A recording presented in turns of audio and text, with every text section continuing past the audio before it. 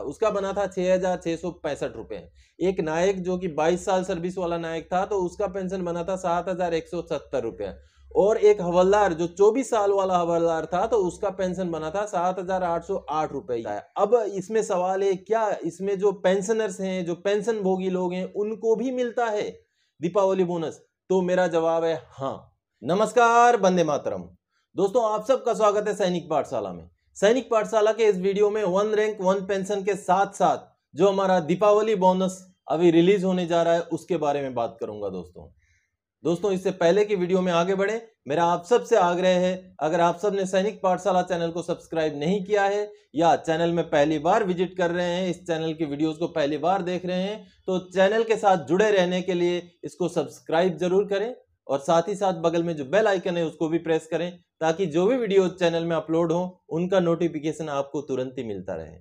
दोस्तों, जैसे मैंने आपको बताया, वन रैंक वन पेंशन के बारे में बात करूंगा और आप सबको जो कैलकुलेशन होना है, जो हमारा कैलकुलेशन टेबल निकलना है, यानी कि 15 दिसंबर तक का जो सरकार को समय मिला है माननीय सुप्रीम कोर्ट की तरफ से, उससे पहले पहले जो कैलकुलेशन टेबल मिलना है हमें, उसके बारे में समझाऊंगा।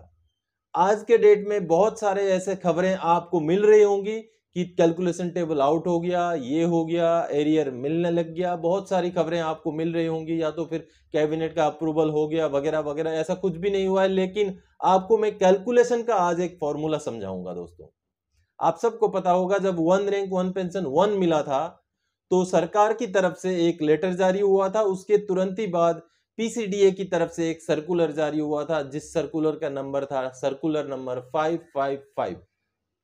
आज भी अगर आप जो गूगल में सर्च करेंगे पीसीडीए सर्कुलर 555 तो आपको वो सर्कुलर पूरा का पूरा पीडीएफ में डाउनलोड हो जाएगा। दोस्तों, उसको एक बार पढ़ के देख लीजिएगा। उसको अगर आप बारीकी से पढ़ेंगे तो आपको कोई अफवाह में जाने की जरूरत ही नहीं, आपको पता चल जाएगा कि कैलकुलेशन टेबल कैसे निकलेगा, उसमें किस तरीके से आपका लेंथ ऑफ सर्विस के साथ साथ आपका रैंक के साथ साथ जो एग्रीगेट जो पेंशन है, यानी कि जो आप सबको पता ही है जो गवर्नमेंट का रूल है, मैक्सिमम और मिनिमम का बीच वाले जो हिस्सा है उसको लेकर के उसको एग्रीगेट पेंशन मान के उसी को बेस पेंशन माना जाएगा, उस रैंक का, उस लेंथ ऑफ सर्विस का। यानी कि अगर एक सिपाही 17 साल में पेंशन आउट हुआ है तो 17 साल वाला जो टेबल, आप उस टेबल में जाएंगे, वैसे मैं आपको बता दूं जो सर्कुलर नंबर 555 है उसका टेबल नंबर 7 यानी कि टेबल नंबर 7 में आप जाएंगे, उसमें बहुत सारे टेबल हैं, 101 टेबल है टोटल। जो सर्कुलर नंबर 5 है उसमें सारे लोगों का, ऑफिसर्स का, जेसीओज का, ऑनररी कमीशन ऑफिसर का, सबका मिलाकर के टोटल 101 टेबल है। उसमें से टेबल नंबर 7 में चले जाइए।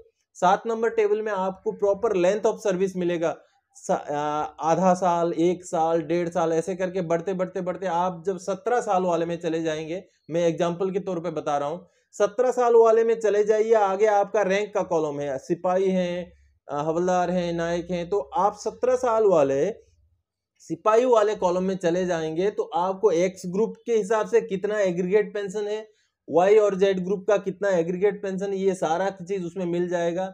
तो आपका जिस दिन भी OROP 2 का टेबल जारी हो जाएगा उस दिन आप जब उस टेबल में जाएंगे तो आपका अगर बेसिक पेंशन, मैं आपकी बेसिक पेंशन की बात कर रहा हूं, आपका अगर बेसिक पेंशन उस टेबल में दिए गए आपके लेंथ ऑफ सर्विस, आपका रैंक के हिसाब से, अगर उस बेसिक पेंशन आप उसमें टेबल में दिए गए बेसिक पेंशन से अगर आपका बेसिक पेंशन कम है, यानी कि टेबल जो जारी होगा उसमें दिए गए आपके लेंथ ऑफ सर्विस, आपका रैंक का जो अमाउंट वहां दिया गया है उससे अगर आपका कम है तो आपका उतना बढ़ जाएगा जितने से आप उस लेवल में पहुंच जाएंगे। दोस्तों, तो आपको मैं सर्कुलर नंबर 555 के बारे में और थोड़ा सा बता दूं। सर्कुलर नंबर 555 का जो पैरा 4.1, 4.2 और 4.3 है उसमें क्लियर कट ये बताया गया है दोस्तों कि किन को लागू नहीं है और किन को लागू है।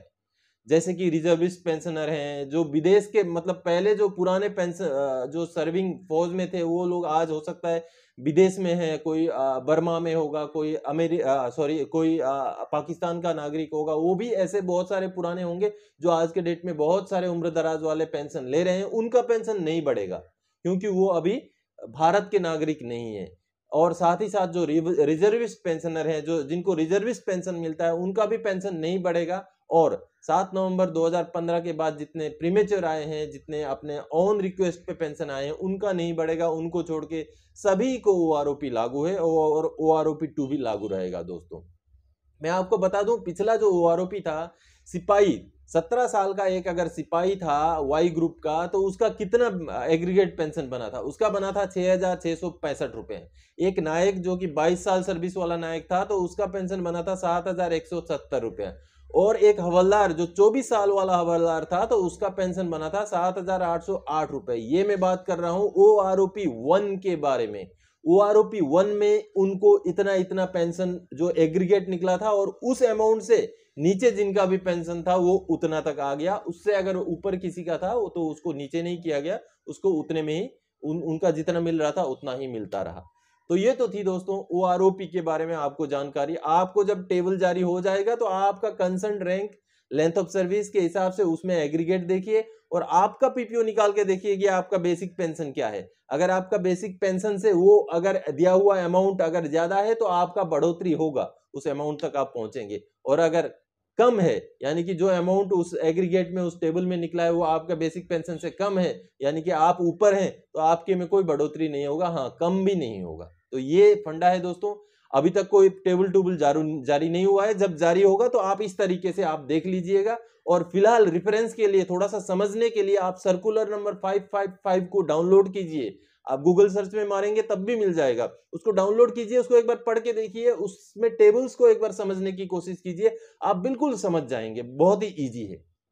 दूसरी चीज दोस्तों, अभी जो है 6 अक्टूबर 2022 को ministry of finance, department of expenditure ने वो सर्कुलर जारी कर दिया है, जिसके बेस पे हमें जो है वो मिलता है एडहॉक बोनस, यानी कि दीपावली बोनस मिलता है। तो उस सर्कुलर को मैं आपको स्क्रीन पे दिखा रहा हूं, ये है वो सर्कुलर, इसके बेस पे हमें दीपावली बोनस मिलता है। अब इसमें सवाल है, क्या इसमें जो पेंशनर्स हैं, जो पेंशन भोगी लोग हैं, उनको भी मिलता है दीपावली बोनस? तो मेरा जवाब है हाँ, क्योंकि ये जो दीपावली बोनस इस बार जो मिलेगा, यानी कि नॉन प्रोडक्टिविटी लिंक्ड बोनस कहें या एडहॉक बोनस कहें, ये जो बोनस मिलेगा ये मिलेगा 2021 और 22 फाइनेंशियल ईयर के लिए।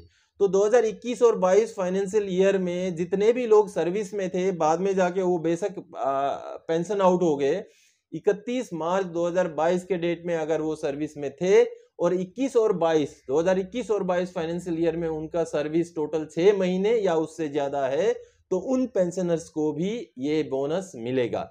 बोनस का अमाउंट मैं बता दूं दोस्तों, बोनस का अमाउंट है 6,908 रुपए। ये जो लेटर आप देख पा रहे हैं उसमें आपको बोनस का अमाउंट का कैलकुलेशन का भी फॉर्मूला बताया गया है। लेकिन अमाउंट जो जाकर के बनता है 6,908 रुपए बनता है, तो उतना आपको दीपावली बोनस मिलने वाला है दोस्तों। तो पेंशनर्स को भी मिलेगा जो अभी अभी पेंशन आउट हुए हैं, जिन्होंने 2021-22 फाइनेंशियल ईयर में 6 महीने की सर्विस की हुई है और 31 मार्च 2022 के डेट में जो सर्विस में थे उनको मिलेगा दोस्तों। तो इन्हीं दो चीजों के बारे में आपको जानकारी देने के लिए इस वीडियो में आया था दोस्तों। आगे और कोई जानकारीदायक, आपसे सरोकार रखने वाला विषय लेकर के मैं फिर से हाजिर हो जाऊंगा। तब तक के लिए जय हिंद दोस्तों।